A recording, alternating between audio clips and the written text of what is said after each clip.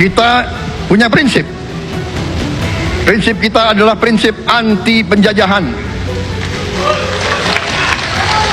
Karena kita pernah mengalami penjajahan,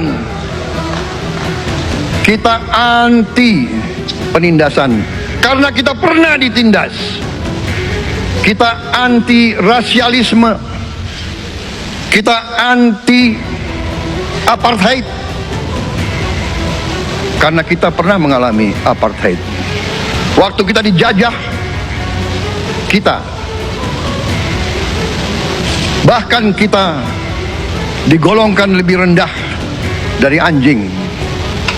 Banyak prasasti-prasasti dan marmer, banyak papan-papan di mana disebut Honden and Inlander Verboden. Saya masih lihat prasasti di kolam renang Manggarai tahun 78, Honden and Inlander Verboden, saudara-saudara.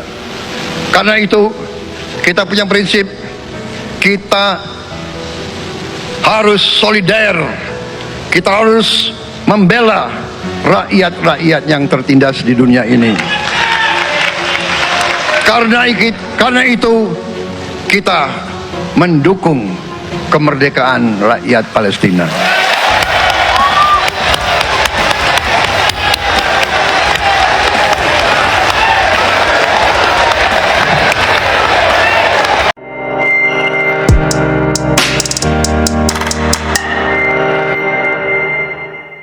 Bismillahirrahmanirrahim. Assalamualaikum warahmatullahi wabarakatuh. Sahabat Eden Project yang dirahmati Allah SWT, kita kembali di channel kita, channel tercinta kita, dan kita akan angkat sebuah berita yang kami kembali ambil di Portal Islam. Momen emosional pidato Prabowo, ya, Prabowo asli is back. Pemimpin harus bekerja untuk rakyat, bukan untuk diri dan kerabatnya. Ini dia Prabowo asli is back. Kita saksikan videonya.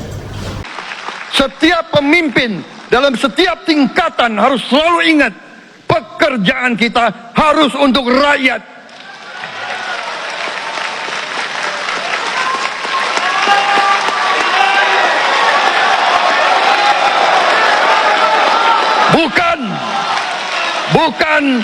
Bukan kita bekerja untuk diri kita sendiri.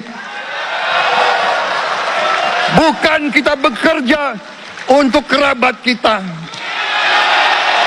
Bukan kita bekerja untuk pemimpin-pemimpin kita.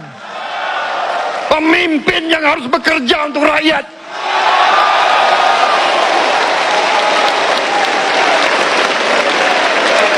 Saudara-saudara sekalian, kita harus mengerti selalu, sadar selalu bahwa bangsa yang merdeka adalah bangsa di mana rakyatnya merdeka.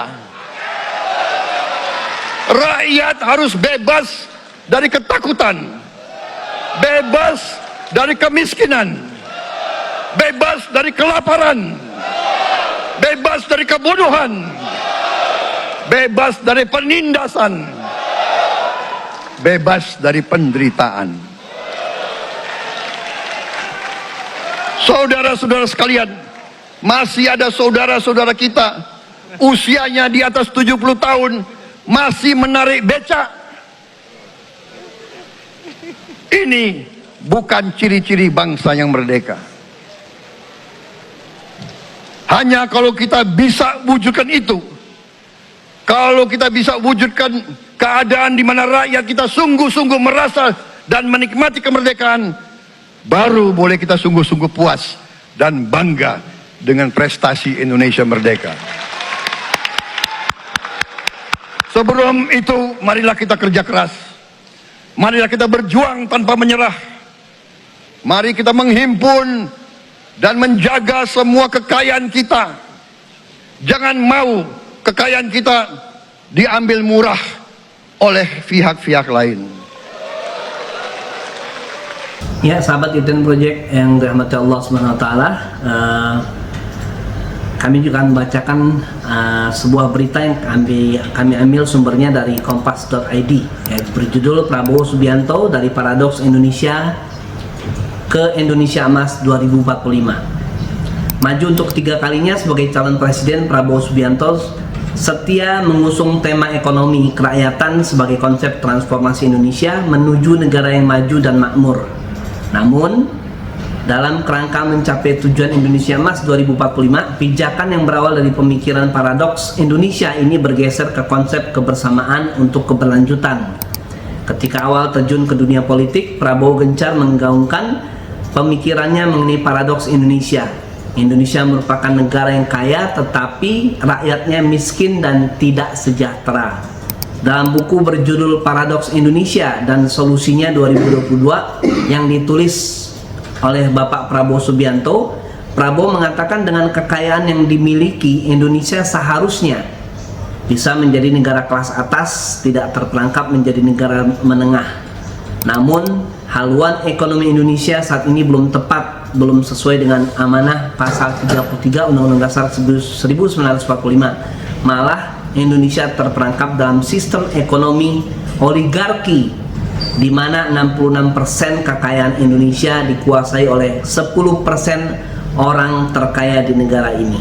Jadi sahabat Iden Project yang dirahmati Allah SWT, Ahad 20 Oktober 2024 yang lalu kita telah menyaksikan pelantikan Bapak Prabowo Subianto yang menjadi Presiden RI yang ke-8, dan malamnya juga beliau mengumumkan susunan kabinet beliau yang beliau namakan Kabinet Merah Putih. Walaupun di sana sini masih ada kekurangan, ya, masih ada kritikan, masih ada masukan dari beberapa pakar, beberapa pengamat, tapi kita berharap kita memberikan kesempatan kepada Bapak Prabowo Subianto di 100 hari pertamanya menjabat Presiden RI bisa mewujudkan mimpi-mimpi, harapan-harapan rakyat Indonesia ke depannya.